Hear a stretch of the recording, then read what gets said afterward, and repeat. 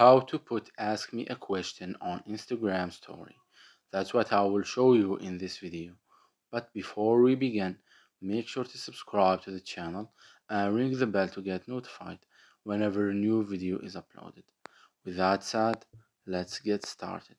So go ahead and open up Instagram and let's add a story. Say for example, just a random one. This one right here. Once you are here, what you need to do is you need to click on the sticker icon at the top right corner of the screen, and from there you can either search for questions, or if you see the sticker right here, just click on it. And as you can see here, the ask me a question has been added to our story.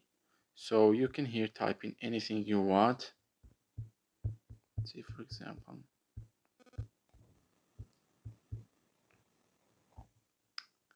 and here people will type their questions, which will you receive as DMs.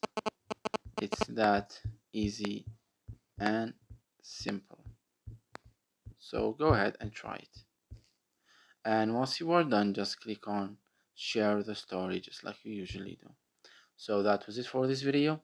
That's how you can ask me a question on your Instagram story.